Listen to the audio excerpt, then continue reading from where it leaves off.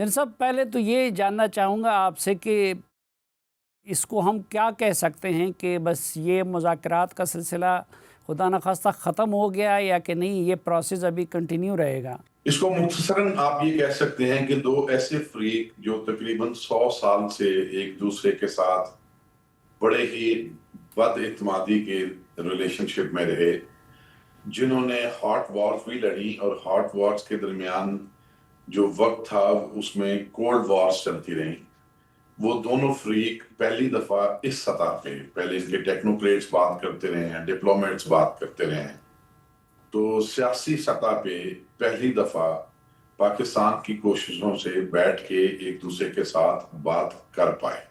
جی اب پہلے ہی سیشن میں اس کا کوئی ایسا نتیجہ نکلنا جو کہ مستقل بھی ہو، پائیدار بھی ہو، اور دنیا میں اس جنگ کی وجہ سے جو انتشار پھیلا ہوا ہے، جو مشکلات پوری دنیا فیس کر رہی ہے، اس کا حل بھی اس میں نکل آئے، تو یہ ایک میں کہوں گا کہ ایک شاید بچگانہ سوچ تھی۔ میرا نہیں خیال کہ کسی کا کوئی جو ایسے معاملات کے اوپر دسترس رکھتے ہیں، سمجھتے ہیں، ان میں سے کسی کا خیال تھا کہ ایک ہی سیشن میں سارے نتائج اس سے حاصل ہو جائیں گے۔ تو آپ یہ کہہ سکتے ہیں کہ وہ انگیجمنٹ جو پہلے کبھی نہیں ہوئی پچھلی ایک صدی میں، لوگ اس کو 1979 سے ریفر کرتے ہیں، میں 1920 سے کرتا ہوں، تو یہ ایک انگیجمنٹ ہوگی، اور میرے خیال میں آگے جا کے آپ سے ذرا تفصیل میں اس میں بات کر لیتے ہیں کہ یہ بڑی خوشائند اور بڑا پازیٹیو ایک ایونٹ ہے، تاریخی ایونٹ ہے، اور آگے اس سے خدشات جہاں ہیں وہاں آگے اس سے بہت امیدیں بھی ہیں۔ کیا امیدیں ہیں اس سے، اور کیا پاکستان کی ثالثی حسب سابق کنٹینیو رہے گی؟ میں نے آپ کی ٹی وی پہ ایک دن بات کی تھی، میں ذرا مختصر اس کے بارے میں پھر ایک آپ کے سننے والوں کو بتانا چاہوں گا تاکہ ایک کانٹیکسٹ تو اسٹیبلش ہو۔ جی امریکہ ہی کی جنگیں اگر دیکھ لیں تو ویتنام میں ٹیڈ اوفینسو کے بعد جب 1968 میں امریکہ نے یہ ڈیسائیڈ کیا کہ وہ بات چیت کریں گے ویتنام کے ساتھ، تو پہلی میٹنگ پیرس میں ہوئی، اور اس میں بہت ٹائم لگا، اور جا کے پھر 68 سے سٹارٹ کر کے 1973 میں کوئی معاہدہ ہوا۔ اور آپ کو بہت تفصیلاً پتہ ہے، میرے سے زیادہ پتہ ہے کہ افغانستان میں ٹی ٹی اے کے ساتھ 2012 میں بات چیت کی انہوں نے انٹیلیجنس کے ذرائع سے، 2014 میں دوحہ میں ٹیبل پہ پہلی دفعہ بیٹھے، اور 2021 میں فیصلہ ہو۔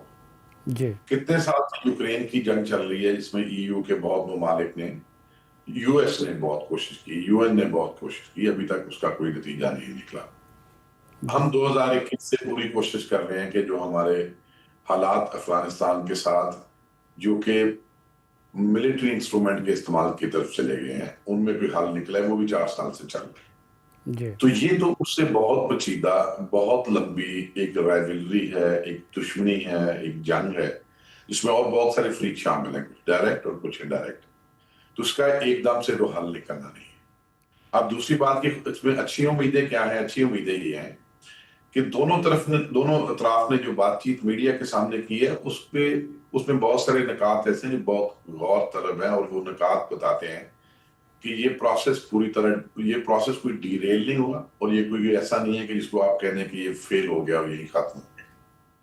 مثال کے طور پر اگر امریکن وائس پریزیڈنٹ نے یہ کہا کہ ہم نے ایک کلیئر آپشن دے دی ہے ایران کو، انہوں نے کہا یہ ایروگنس کے ساتھ، اور کہا کہ وہ ٹیک اٹ اور لیو اٹ والی آپشن ہے، تو اس کا مطلب ہے کہ ایران کے پاس ابھی آگے چل کے یہ ممکنات میں سے ہے کہ اس آپشن کو یا تو قبول کر لیں، یا ریجیکٹ کر دیں، یا جو عام طور پہ ہوتا ہے کہ اس میں کچھ ایڈجسٹمنٹس مانگیں اور کہ یہ آپ نے آپشن دی تھی اور ہم اس آپشن کو اس طرح دیکھتے ہیں۔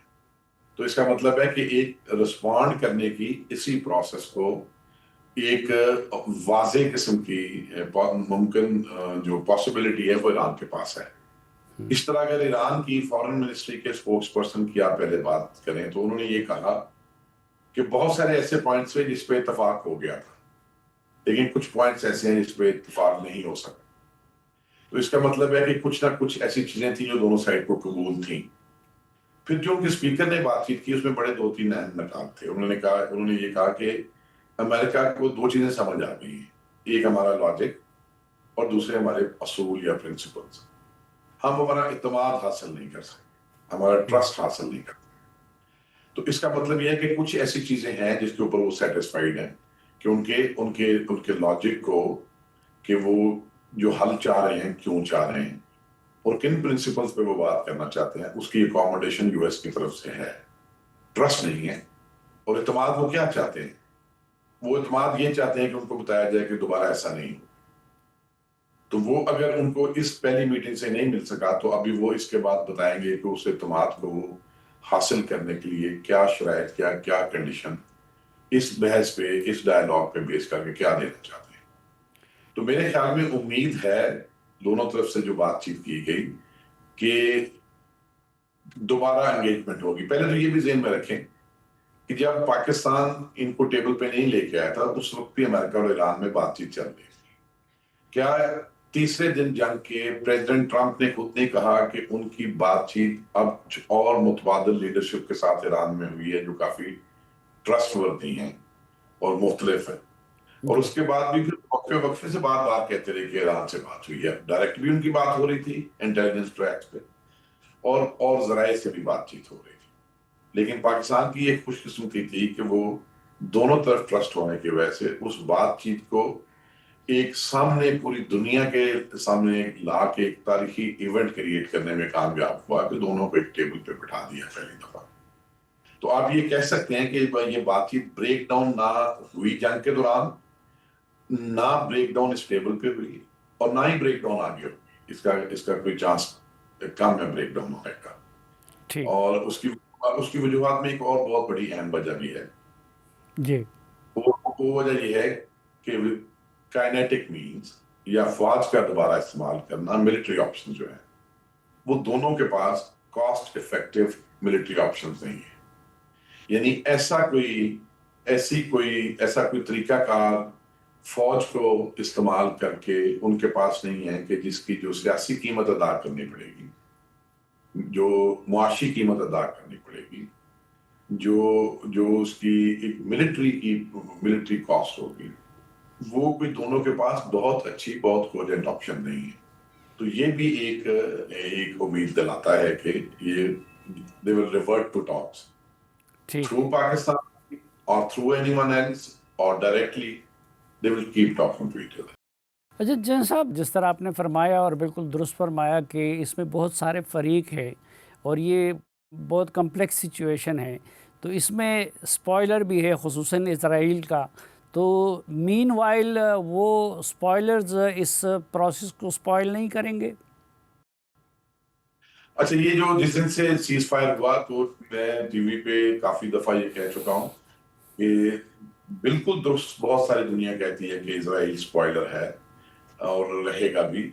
لیکن میرا خیال تھا کہ اس ایونٹ کے لیے سب سے بڑا سپوائلر, میں 4 دن یہ مسلسل کہتا رہا ہوں کہ سب سے بڑا سپوائلر دونوں طرف سے جو ایکسٹریم پوزیشنز ہیں, جو 10 اور 15 نکات جو دیے گئے ہیں, ان میں سے کچھ پوائنٹس ایسے ہوں گے جو سپوائلر ہوں گے. اور اگر اسرائیل لبنان پہ اٹیک کرتا رہا تو پھر بھی یہ بیٹھیں گے اور بات کریں گے. لیکن جو چیز مشکل ہوگی, جو سپوائلر ہوگی, وہ ان کی اپنی کنڈیشنز ہیں. اس میں ایک چیز اور بھی ذہن میں رکھنی چاہیے سر. امریکہ کے وائس پریزیڈنٹ نے کہا ایک سوال پوچھنے پہ صحافی کے کہ انہوں نے تقریباً 1 درجن دفعہ پریزیڈنٹ سے بات کی. ابھی وہ کیا بات کی ہوگی جب اپنی پوزیشن کے طرف نہیں لا پا رہے تھے وہ ایران کے نیگوشیٹرز کو, اور وہ کوئی متبادل اس کا دے رہے ہوں گے. تو اس متبادل پہ انہوں نے, جو کہ اگر نہیں ڈسکشن کی تھی پہلے پریزیڈنٹ ٹرمپ سے, تو وہ کال کر کے کرتے رہے. یہاں ایران کی جو ٹیم تھی اس کو ایک بہت بڑا ڈیفیسٹ تھا. وہ پیچھے کال کر کے کسی سے مشورہ نہیں کر سکتے.